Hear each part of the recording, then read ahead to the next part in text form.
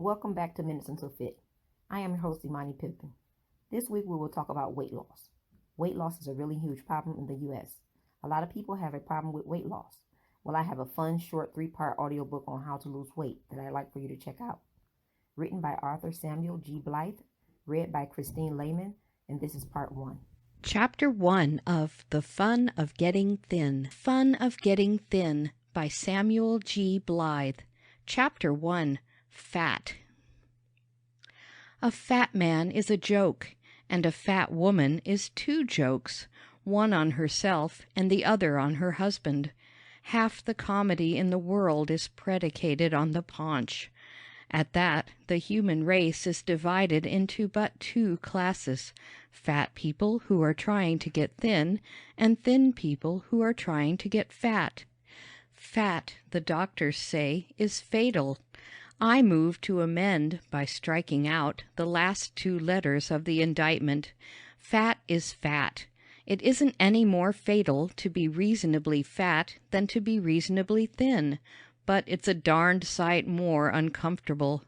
So far as being unreasonably thin or unreasonably fat is concerned, I suppose the thin person has the long end of it.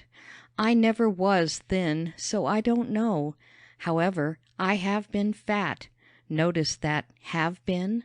And if there is any phase of human enjoyment, any part of life, any occupation, avocation, divertissement, pleasure or pain where the fat man has the better of it in any regard, I failed to discover it in the 20 years during which I looked like the rear end of a hack and had all the bodily characteristics of a bale of hay. When you come to examine into the actuating motives for any line of human endeavor, you will find that vanity figures about 90%, directly or indirectly, in the assay. The personal equation is the ruling equation. Women want to be thinner because they will look better, and so do men. Likewise, women want to be plumper because they will look better, and so do men. This holds up to 40 years. After that, it doesn't make much difference whether either men or women look any better than they have been looking, so far as the great end and aim of all life is concerned. Consequently, fat men and fat women after 40 want to be thinner for reasons of health and comfort, or quit and resign themselves to their further years of obesity. Now I am over 40.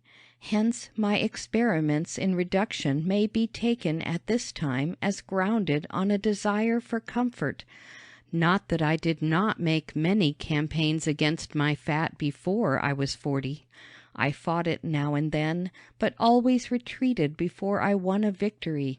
This time, instead of skirmishing valiantly for a space, and then being ignominiously and fatly routed by the powerful forces of food and drink, I hung stolidly to the line of my original attack, harassed the enemy by a constant and deadly fire, and one morning discovered I had the foe on the run. It always makes me laugh to hear people talk about losing flesh, unless, of course, the decrease in weight is due to illness.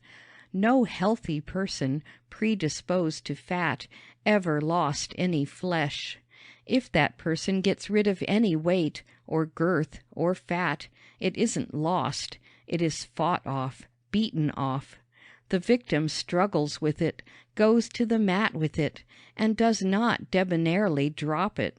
He eliminates it with stern effort and much travail of the spirit. It is a job of work, a grueling combat to the finish, a task that appalls and usually repels. The theory of taking off fat is the simplest theory in the world. It is announced in 4 words: stop eating and drinking. The practice of fat reduction is the most difficult thing in the world. Its difficulties are comprehended in 2 words: you cannot. The flesh is willing, but the spirit is weak.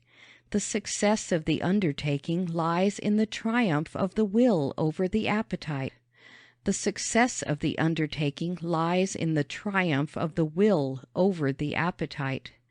There's a lovely line of cant for you. Triumph of the will over the appetite. It sounds like the preaching of a professional food faddist who tells the people they eat too much and then slips away and wolfs down 4 pounds of beefsteak at a sitting. However, I suppose it is necessary to say this once in a dissertation like this, and it is said. In writing about this successful experiment of mine in reducing weight, I have no theories to advance except one, and no instructions to give. I don't know whether my method would take an ounce off any other person in the world, and I don't care. I only know it took more than 50 pounds off me. I am not advancing any argument, medicinal or otherwise, for my plan. I never talked to a doctor about it, and never shall. If there are fat men and fat women who are fat for the same reasons I was fat, I suppose they can get thin the way I got thin. If they are fat for other reasons, I suppose they cannot. I don't know about either proposition. I have great respect for doctors, so much respect, in fact, that I keep diligently away from them. I know the preliminaries of their game, and can take a dose of medicine myself as skillfully as they can administer it. Also, I know when I have a fever, and have a working knowledge of how my heart should beat, and my other bodily functions be performed. I have frequently found that a prescription, unintelligibly written but looking very wise, is highly efficacious when folded carefully and put in the pocketbook instead of being deposited with a druggist. I suppose that comes from a sort of hereditary faith in amulets. No doubt the method would be even more efficacious if the prescription were tied on a string and hung around the neck. I shall try that sometime when my wife lugs in a doctor on me. Still, doctors are interesting as a class. After you get beyond the "let me feel your pulse and see your tongue" preliminaries, they are versatile and ingenious. Almost always, after you tell them what is the matter with you, they will know, not every time, but frequently. Also, they will take any sort of a chance with you in the interest of science.